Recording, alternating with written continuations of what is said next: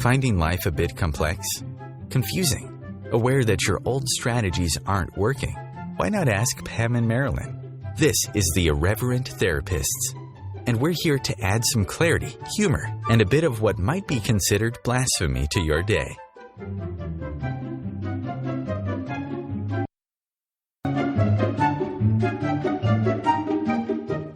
Hey, welcome everybody. It's Marilyn Bradford of the Irreverent Therapist, and I am joined by the amazing, phenomenal Pam Hoteling. Hi, Pam. Hi, Marilyn. I can actually receive that. Oh, Yay. maybe we should do a show on receiving. That's something we haven't done yet. That might be a good idea. Yeah, well, we like to look at anything and everything, so that if you have a show topic you would like us to look at, please email. You can check out our Facebook group at theirreverenttherapist.com. Leave us a message, send us a message, and we'd be happy to do it.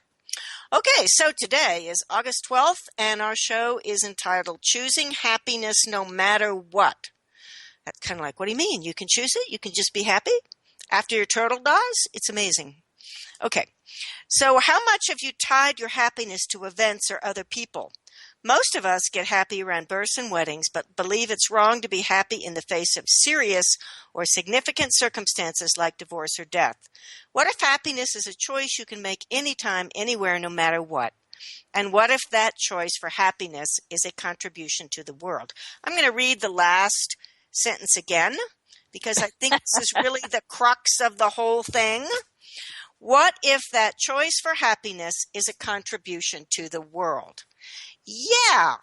So happiness is a choice rather than happiness tied to events. What do you think, Pam?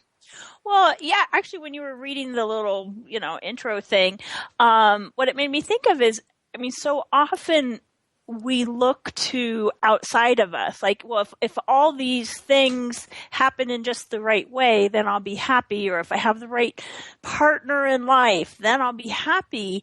I remember growing up feeling like it has to come from outside, things working in a way that I can be happy.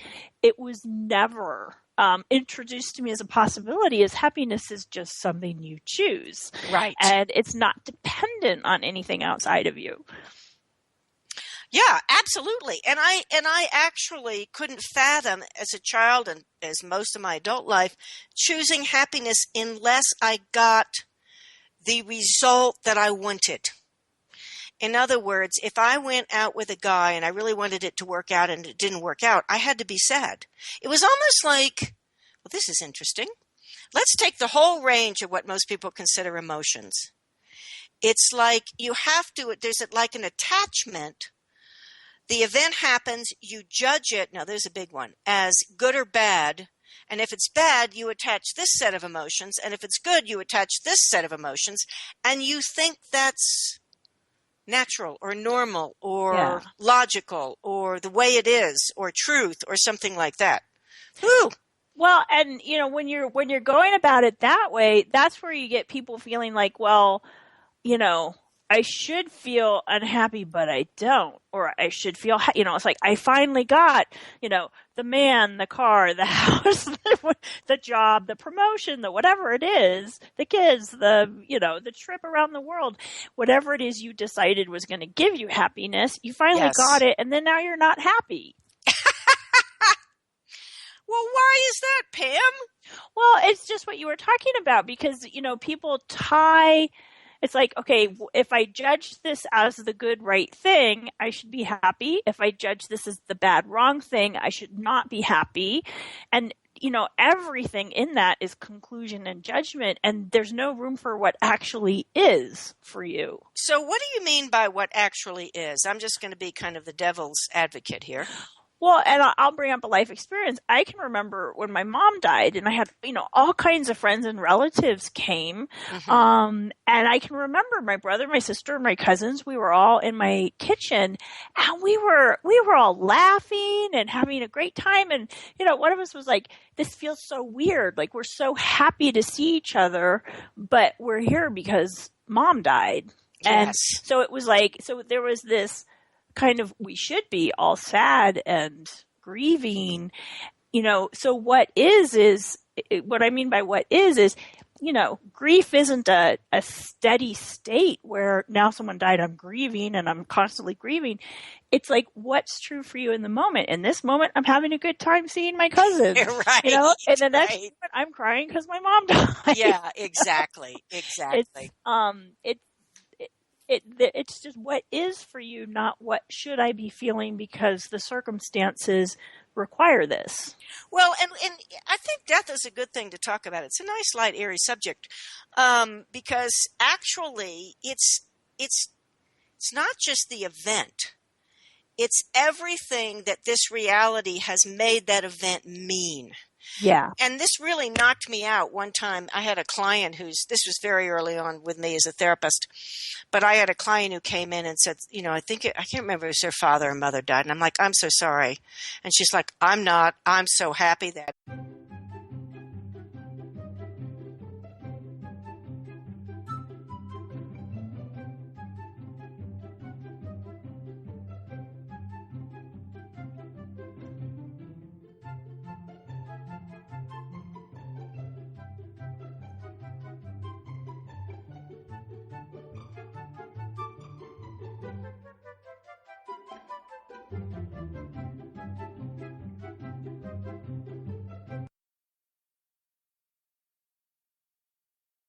The best of holistic, spiritual, and conscious world. OMTimes Radio. IOM-FM. Have you bought into the idea that you have to work hard for your money, that business is hard? I will share some dynamic access consciousness tools to get you out of your own way so you can create a business that actually succeeds. Join me, Simone Millisers, on The Joy of Business at 4 p.m. Mondays Eastern. Being a radio host on IOM-FM allows you to build your show on a rich platform with the power of the internet to fulfill your outreach goals and connect with a very specialized and global online audience, unlimited by time and distance. OMTimes Radio will provide you with web relevance, a recognizable conscious brand, and with the standard of excellence that has accompanied every single OMTimes endeavor. Host your show with OMTimes Radio Network. As difficult as it is to believe, there are places in Africa where human traffickers sell albino children and their body parts for use in magic rituals. Humanity Healing International is actively working in Uganda to change this paradigm. The Albino Rescue Project finds albino children who are at risk and places them in safe schools and environments where they can learn and grow free from fear. To learn more or to sponsor a child, visit humanityhealing.org. Humanity Healing is where your heart is. Imagine receiving healing, vibration-raising energy as you listen to the radio. Energy that flows effortlessly to you. Imagine exploring all things metaphysical, sharing in an ongoing adventure. Join me, Karen Smoot, along with my co-hosts Lisa Victorson and Wendy Weber for Immersion into Source every Wednesday, 8 p.m. Eastern Standard Time, right here on OM Radio. Feed your soul with waves of consciousness on OMTimes Radio. Okay, and hopefully everybody can hear us. This is Pam Hodling and Marilyn Bradford, the Irreverent Therapists, having quite challenging technical difficulties this week with the show. But at least some kind of click noise was inserted, and that was all I could hear. It was like, I don't know if Mars was trying to get in touch with me, or I just don't know. So we will see how we do and kind of get ourselves rolling from here.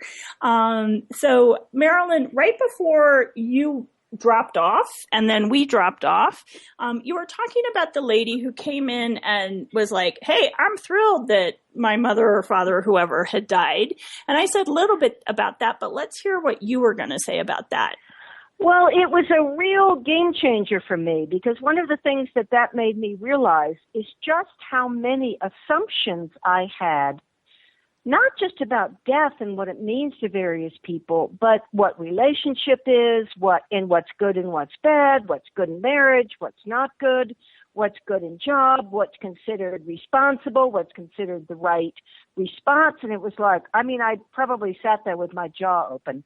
I did manage to say, I apologize. I didn't even ask you a question. This was quite pre-access, so I was not quite as into questions. but I did realize that I'd drawn these incredible conclusions. And that's what made me jump to I'm so sorry. And it's like everybody agrees on some level to accept the conclusion of society that life is good and death is bad. And then when someone dies, there's no space for an actual, true, and real response. So that's a good way of putting it. Yeah. And when my dad died, we were all happy because he'd had Alzheimer's. Well, it had gotten progressively worse over 6 or 7 years, but the last year to 2 years, he was in a wheelchair in a nursing home. He had Parkinson's. He could barely eat. He had very, very few moments of cognitive awareness. From my point of view, this is my point of view. That's no way to have a life, And so I think it's really helpful. We're veering off a little bit from the happiness idea. But I think, we were happy that he died. Now, that tied it to an event. And that's not really what I want to, not really what the show is about. But I was thinking, even if the technical stuff happened, well, I can choose to be happy. Yeah. Well, actually, that is a great example because, we could both be going, oh, no, oh, my goodness, we're messing up our show. We can't hear each other. What's going on? And, this means the universe is telling us not to do a show. Right, exactly. There's all kinds of crazy meanings that people attach to and I count myself among them. I do it much less now that, I use the access tools, but I still have my moments, where we assign meanings to all these things and that determines how we are. Like we said before, if we judge it as a good thing, so we could judge it as, oh, it's a terrible thing that the technical difficulties on our show and that means this, and this. Instead, it's like, what is this? What can we do with it? Can it? Right, exactly. So how do we change it? And, Marilyn and I were looking at other ways of contacting each other. And I think right now it's like I called your phone and then I hooked us into the station and that's working. So one thing for me, Marilyn, is when we come out of that space of all the prescribed emotions and the trauma drama and everything like that. It's like you can just choose and look at what's going to work. In this moment, what can we change here? And sorry, that's my phone maybe doing things. I don't know. So just something more interesting for today's show, mystery beings. Yeah. Well, the other thing, for me is, how can I say this? It was that last sentence. People are like, well, why should I be happy? Because happiness is actually light. And a lot of people take their identity and I know I'm a good person because I get really angry and upset when the water's polluted and when the politicians are doing this. And, I contribute by raging against and I contribute by protesting. So how can you even tell me that happiness would be a great thing to be? It makes me think of something that Gary Douglas, the founder of Access Consciousness, said. He said, the greatest pollution in the world and to the earth is not plastic bottles and tires. It's anger, rage, fury, hate, and self-righteousness. Yeah. Because, they've done all these studies that if you take that energy, and I don't care, that's an interesting comment. I don't care how much you've decided you're right. If you take those energies of this is awful and it never should be this way, and you say those things to a plant or an animal, they will contract and eventually wither and die or at least go away or not be very healthy. Yeah. What we're really talking about here is energetics. And energetically, happiness is expansive and creates so much more. And all of these self-righteous or even sadness actually create contraction. Now, I'm not saying don't be sad. Sadness comes in a couple of different varieties. One is the sadness we think we should be. The other is a willingness to just, wow, my best friend was killed. Okay, I'm going to allow myself to have the grief. I'm going to expand out through it. I'm going to let it be. And in that case, it's actually, sounds weird, but it's more like happiness than the trauma drama that most people do sadness from. Am I making any sense, Pam? To me, yes. I might be something that other people are like, you might need to translate it for the rest of the people. Yeah. Well, this is the way I would put it. When you're truly being you and present in the moment and, kind of whatever is up for you, even if it's like, grief over, somebody died and there's sadness and tears, there's a lightness and a possibility to that that's not there when you're doing, this is a sad occasion, so I'm sad, or when you're doing, I'm righteous in my anger about this, and this, because that's the only way to change it. When you're really being present in the moment with what is for you and not coming to the judgment and conclusion about it, that is creation, even if what it, quote, looks like is tears running down your face. Right. Yeah, I like that. It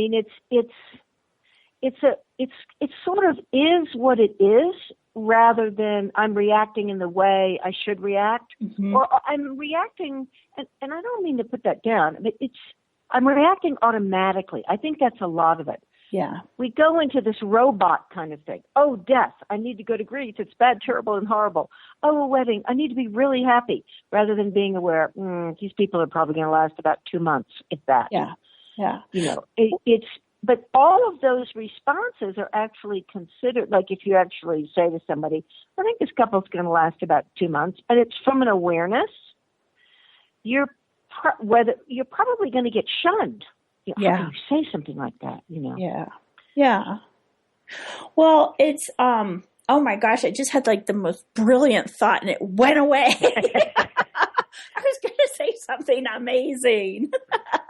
Oh, I know. I'm sure you were. It was about reaction. So, to me, reaction is, you have no choice. Right? So awesome. Say I've had XYZ life experiences that cause me to have these buttons that get pushed, and I react to this kind of thing in this way. And to me, reaction always is it's something you have no choice over. You're forced to react that way because of all these things. Truly being present and functioning from choice and not functioning from reaction, it's like everything is available to you. You can choose happiness. You can choose sadness. You can choose anger. You can choose whatever. Yes. And it's and you can choose what's true for you. Yeah. Yeah, which I think is just huge. Yeah. One thing that I don't know why this is making me think of this right now, and I know we don't have that much time before the next break, but happiness makes people uncomfortable. It's like it's like we're all like, everybody's like all they want, what they want in life is to be happy. But when you truly are functioning from this space of, just being and not reacting and choosing in the moment what's true for you and what works for you and feeling joy and happiness, it is, people don't know what to do with it. No, they don't know what to do with it. Yeah. That's exactly right.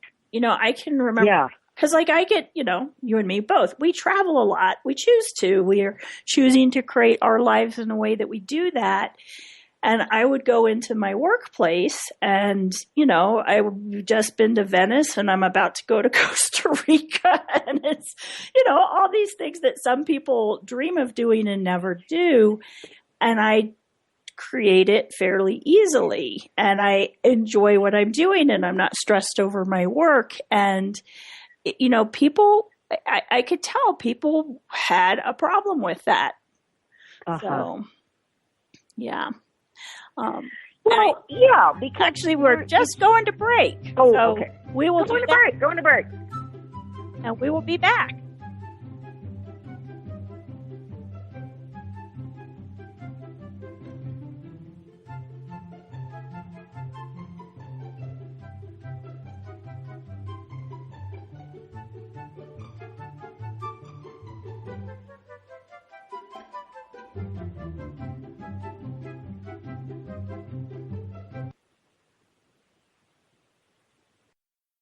The cutting edge of conscious radio. OMTimes Radio.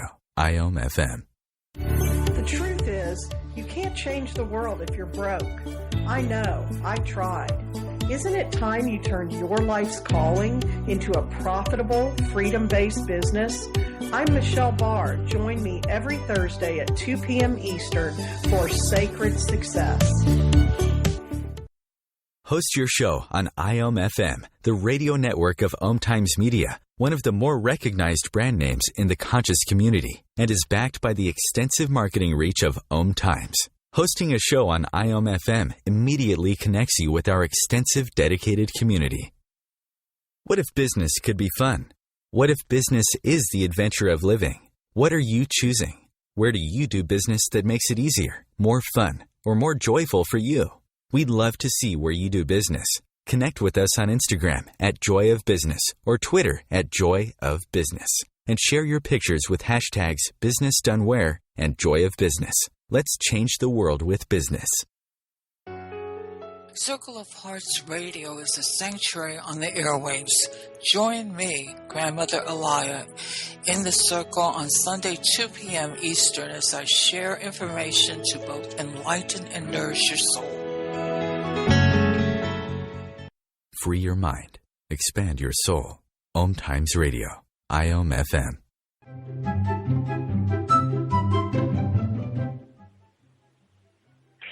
Hey, everyone. Welcome back. I'm Marilyn Bradford, and Pam Hodling is here with me, and we're talking about choosing happiness no matter what.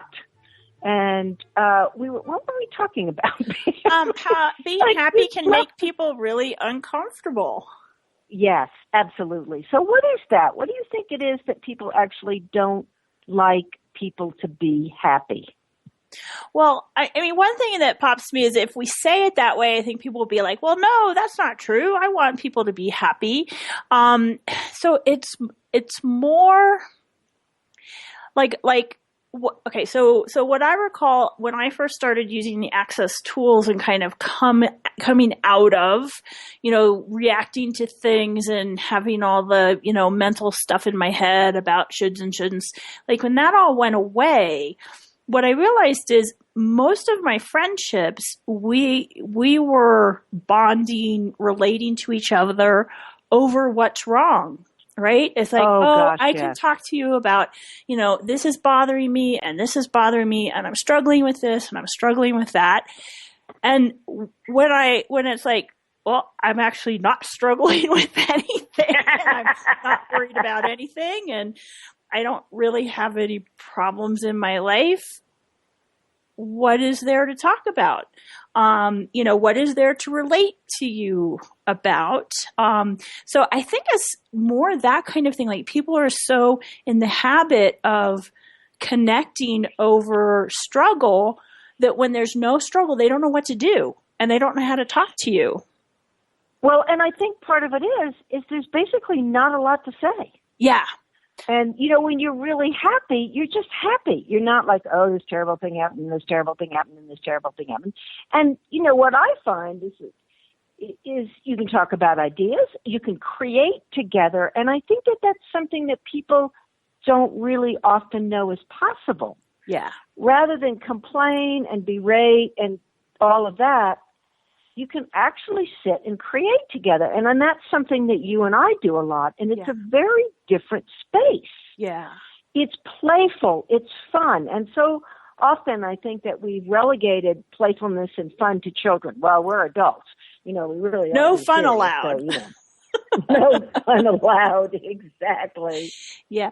Well, and I love it. You know, when you're in that space of, I've got these issues and I have these problems and I have these struggles, you know, it's like, again, there's no, to me, along with that, at least I know when I was so much in that space, there was this sense of, I'm at the effect of everything. You know, it's like, well, Yes. you know, if all these ducks line up in a row, then things will change and then it'll be better. But if they don't, then it won't. So to me, it's like the coming out of all of that, along with it goes the awareness of, I am totally creating everything in my life the way it is, and I can change it. And I can change it. And that's where creation comes in, is when you know everything that is, you've created it, and you can create something different just by choosing to create something different. And I think that's huge, Pam, that choice to create, because so much of this automatic response is, I don't have a choice in how I respond. Yeah. You know, this happened, it's sad, but that's more or less, it's interesting. Now, there was some person who was trying to scam the Access Consciousness website by sending like hundreds and thousands of registrations for things. So now they have a little button that you have to click that says, I am not a robot. I really like it. Because that is just so indicative of what so many of us do. We don't know we're being a robot. We think we're being appropriate. We're trying to do it right, but we're really acting out of robotic responses based on what we've been told is right or wrong or good or bad. And I think another thing about that is people don't want to do it wrong. Yeah. They're like, if I'm happy when somebody died, I'm going to be wrong, and I'm going to be ostracized, and it's going to be awful. Yeah. Yeah. No, and, you know, and that whole thing of there's a, you know, if you're coming from there's a right and a wrong way, then you've already eliminated choice, because, well, you could choose to choose wrong, but why would you? So when you come out of all the right and wrong and the expectation of how you should react in any given situation or how you should feel, you know, then it is just a choice.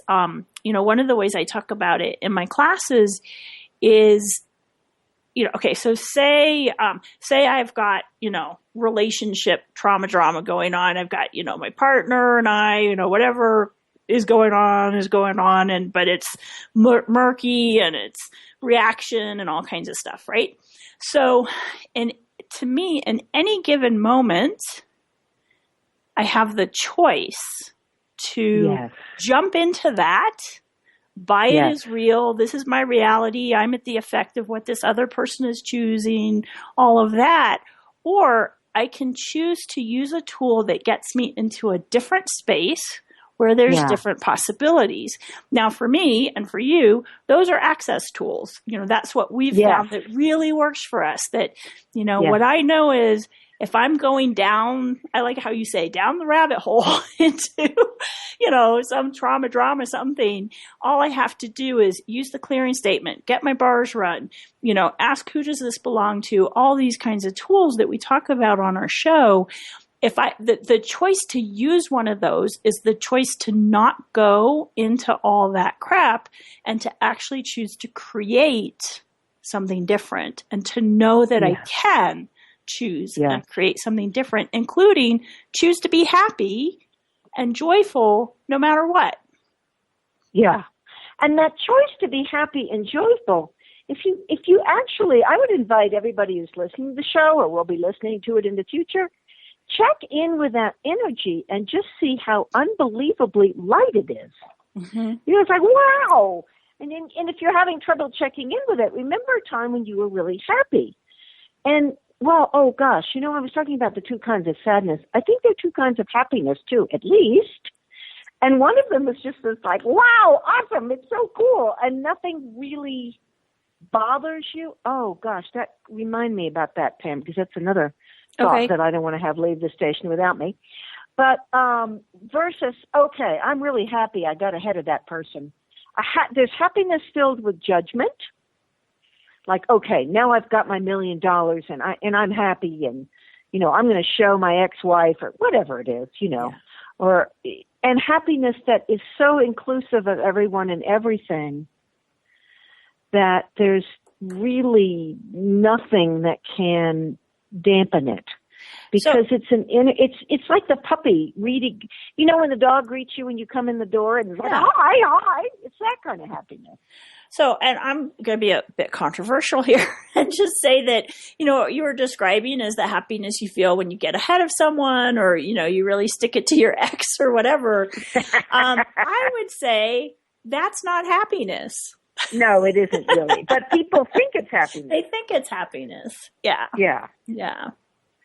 Yeah, but real happiness does not have any judgment in it. It does not have a charge relating to another person or anything like that. Yeah, it doesn't have a better than, less than. It doesn't have a good, a bad. It's expansive and it contributes. I like that. Can you say more about it? Contribute? Yeah. So to me, true happiness. So first of all, as we've been talking about, that choice for happiness comes from truly being you, showing up and being in the moment and choosing and creating. That energy is a tremendous contribution to the people around you, to the earth, to creating different possibilities that haven't existed before. So, so one thing, it's like if there's some area of your life that you'd like to change that you haven't been able to change, it's like if you start choosing happiness, everything starts to change. Yes, absolutely. And especially, because... Oh, go ahead. Well, go ahead. Oh, I was going to say, especially like money. Like people always think, well, if I could just get the right job or get the raise or, anything like that. Money follows joy. It's like if you start creating your life from a space of joy and possibility and happiness, money follows. Well,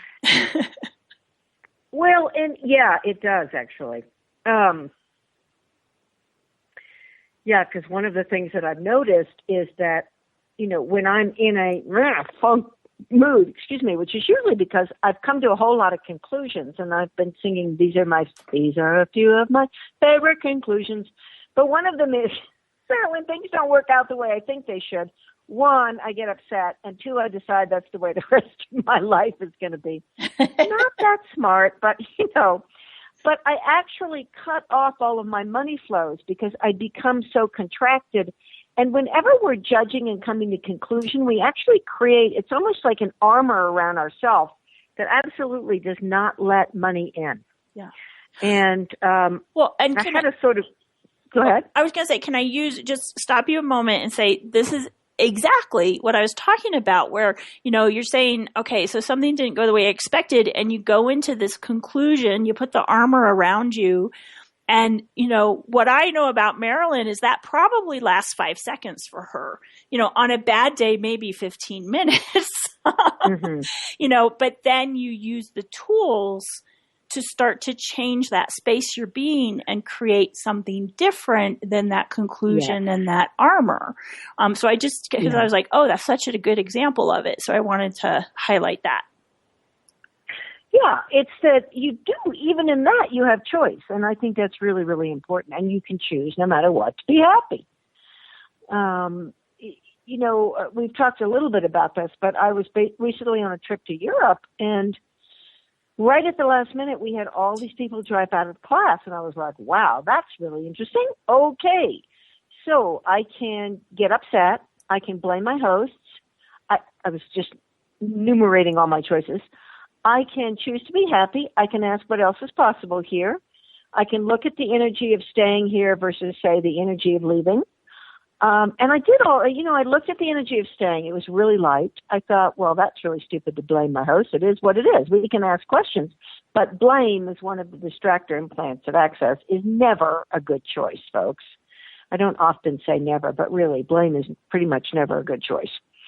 And I chose to be happy, and we had the most amazing weekend. And it really transformed and created enormous contribution and change for those of us who were there. So, particularly at times when you seem to have this, and we're almost out of time here, but we're going to break. But anyway, you actually do have choice, even when it seems like that the universe has thrown a pie in your face. So we can be back in just a few minutes and talk more about that.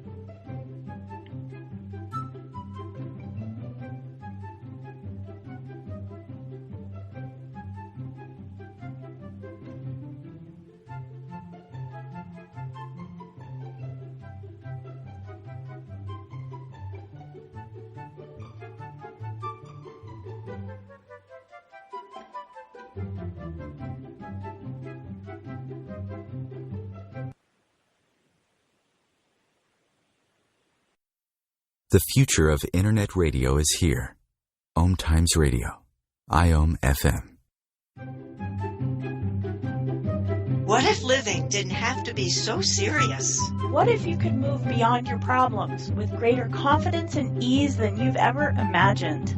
Throw your labels out the window and join the Irreverent Therapists for practical tips and a very different way of approaching the changes you would like to create. Marilyn Bradford and Pam Hodeling have empowered hundreds of people to come out of self-judgment, quit looking to experts, and begin to create the lives they desire. Join us Wednesdays at 7 p.m. Eastern on the Irreverent Therapist Show. Being a radio host on IOM FM allows you to build your show on a rich platform with the power of the Internet to fulfill your outreach goals and connect with a very specialized and global online audience, unlimited by time and distance. OMTimes Radio will provide you with web relevance, a recognizable conscious brand, and with the standard of excellence that has accompanied every single OMTimes endeavor. Host your show with OMTimes Radio Network. Have you ever wondered how to change your love paradigm? The secret key is finding a love partnership, not just a regular connection. How do you find these? Through conscious relationships. Ascending Hearts Dating is a dating site for people like you that believes in second chances and a different type of spiritual connection. Try Ascending Hearts for free today at ascendinghearts.com and change your love paradigm. Ascending Hearts, the premier dating community for the spiritually awake. Do you want to be a better communicator? Do you want to better connect with the important people in your life? Do you want to enrich your relationships?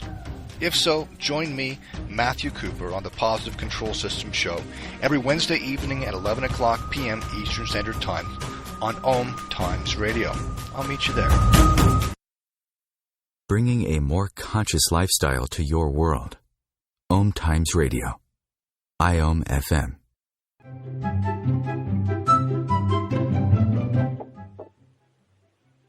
Hey, this is Marilyn Bradford, and we're back with the Irreverent Therapist with me and my co-host Pam Hodeling, and we're talking about happiness and how actually you can choose it no matter what.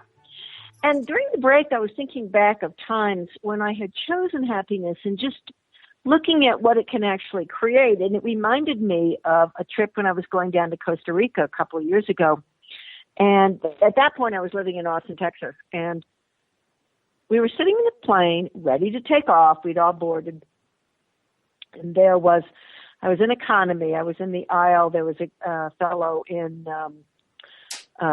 the window seat. And we're just sitting and we're waiting and we're not taking off. And he looks at me and he says, he's peering out the window. He says, they can't get the baggage thing closed. So we started to laugh. And so we're just sitting there. He said, no, they're really having a problem. They're calling in the experts. They can't get the baggage thing closed. And you can see the stewardess is starting to get stressed, and people are starting to get stressed. And I have a tight connection. And what's going to happen? And we just ended up laughing, not hysterically like how crazy this is, but just the absurdity that we put into, oh my gosh, it has to be this way, you know? Mm-hmm. And yeah, people had to change their reservations. In fact, I was on the phone calling United. But what was so interesting about it was that our laughter, which they could see, couldn't see, but which was obviously out of a joy of the absurdity of life, not out of something hysterical. actually changed the energy on the plane. Yeah. And and we were just happy. We were like, well, it'll work out, whatever. How can we get upset about this? And people, you could almost see people visually relaxing. Yeah, I'm going to miss my flight. Okay, how does it get any better than that? I mean, I don't think they were saying that exactly. But if everybody on that plane had been angry and upset, it would have created something really different. And the interesting thing, too, for me is when you get happy, like, all right, I had to take a later flight. It was no big deal. Yeah. I mean, I just called up and I called the people who were supposed to meet me in Costa Rica. And I'm like, I'm not coming in on that flight. Didn't make it. I'll be coming in on this flight because we have a shuttle that takes us to wherever we're going. Oh, yeah, no, how cool was that? And I talked to some great people and I met different people on the plane. But, I mean, that's a real case where happiness was a choice. And if we'd gone to the trauma drama, which seems to mostly be the other choice, it would have created something that was not nearly as fun and as expansive. Well, so that, yeah. Well, I was going to say, kind of going back to the way we were talking about it earlier, you and this other gentleman chose to be the space of happiness and possibility and ease. If you had chosen the other way, you would have been doing that thing of like putting up the barriers and cutting off your awareness. And so I wanted to talk about that in terms of receiving. You were willing to be happy and joyful and open and expansive so you could receive, the enjoyment of this man you were sitting next to and of other people you had conversations with and, calling and, like, hey, I could just change the plans in Costa Rica and they'll come get me at a different time. It's like, you kept your receiving open. When you go to that space of, oh no, this is terrible. Now I'm going to be late, blah, blah, blah, blah, blah. Then you cut off receiving and it's like, you can't receive from anybody or anything around you. That's really true. Yeah, absolutely. And it also made me think of using happiness to your advantage. Cause cool.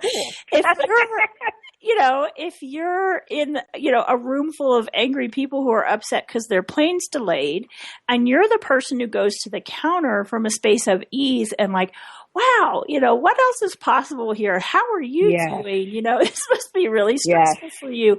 It's like, you're not one more person they have to deal with complaining. You're changing the energy of what's being created the same way you two change the energy on that plane. And then something different will be possible than would have been if you went up there and complained. You're brilliant, Pam. That's Thank you. Wonderful example. Yeah. Absolutely. Yeah. Have you ever noticed that the way you approach the people at the desk of a hotel or the desk of an airline reservation makes an enormous difference? Yeah. And a lot of it is that willingness to be happy and not, even if you have something difficult going on. I can remember, calling down to the hotel and saying, yeah, I know I booked this room. However, there's the this was at a so-called resort where they had some really older rooms. The chaise lounge that's outside has tears and stains on it and a lot of dried leaves, and it's kind of dirty in the bathroom. And I know that this stuff just happens. That's a lot of what I say. I was just wondering if we could do anything else. And I don't mean to stress you out with this, but this isn't really going to work for me. Yeah. And it's amazing what people will do for you when you're not calling them going, this is just disgusting. But this is that. Yeah. Which is, and I think that the other thing is I think that people really think that that's what power is, that they're somehow great if they complain or that I'll show them, And I was reading a novel the other day, a mystery book, because I love to read mystery books. But the detective was talking to an admin person at the hospital. He was trying to get in.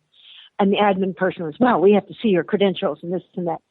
And the detective was remembering something his wife had told him, which is, remember, this is the only power he has.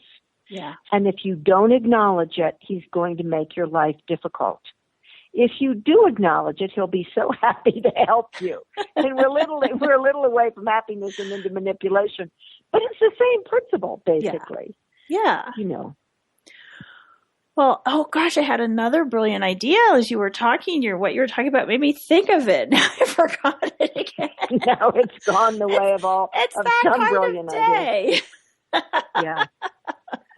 Well, and I think one of the other things is that willingness to not be stuck with the past or what other people are doing. I recently did a private session with a woman, and she was so stuck with her judgments of what people in this organization had done that she actually had, it was almost like, and stuck was the word she used, I'm stuck. And she was actually talking about it in these other areas of her life. And I'm like, I think you're stuck because you're holding on to this kind of self-righteousness about what these people have done that you have judged as wrong. And and we also talked about she'd been disappointed because she thought these people were, according to her, had a different level of integrity, and it was just upsetting to her. And I talked about, yes, that comes from the fact that you really care and you're an optimist and you want things to be really good, rather than looking at things, okay, this is just the way it is, and it's not good or bad. It's just what that person is choosing.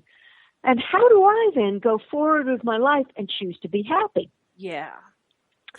And actually, it was cool because after the session, she sent me an email and she said, I got it. You know what? And how do I use this to my advantage? And I don't need to be stuck in the past. Cool. And I think that's so crucial to this whole idea of happiness being a choice. It's that willingness to let go of the past, to not hold grudges. Be aware. You don't just, let the person who stole from you back into your house or lend the money. But you can have an awareness without having a judgment and just that choice. You know what? It's a great day today, no matter what, and I'm going to be happy. Well, and I'm going to throw a little bomb in here right in our last minute. I like it. Because this is what everything you've been saying recently makes me think of, which is we so often we use the struggle, the unhappiness, that whatever to motivate us.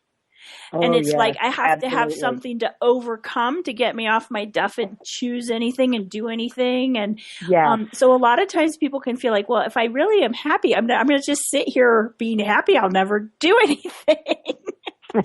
After a while, you'll get bored. I've tried it. Yeah. What happens is, like we said, then you can create. But, if you look at where are you using struggle and going to the unhappiness as the way to motivate you to change something, rather than knowing it's just a choice. Happiness is a choice. Well, and it's not wrong to choose happiness. I think that's it, too. Yeah. That's a big one. Yeah, it's not wrong. Yeah, it's huge. And just this idea that you're not going to be motivated if you're not judging yourself or this or that. Actually, you'll find it's a very different type of motivation, because what it's really like is, wow, there's all this energy. I wonder what I could create with this. Yeah. Oh, this is fun. What else could I create? Oh, there's an interesting movie or play or sports event, or my kids want to do this. Let's go play a game, kids. So actually, it's a different kind of motivation, because it's not from force and you're wrong and you're bad and you better get out there and do this. Happiness creates a motivation of ease and joy. Yeah. And I want to just say before we're done, next week, August 19th, is What Do You Love About Overwhelm? And we're going to be talking about have you made your life so complicated that overwhelm is your default position? Yes, it's a pretty crazy world, but what if overwhelm isn't a necessity? What if you could actually add more to your life with greater ease and come out of being the effect of the demands and obligations you feel swamped by? So that's going to be fun. That's next week, and we thank you all for joining us on the Irreverent Therapists. We will see you next week. Bye, everybody. Bye, everybody.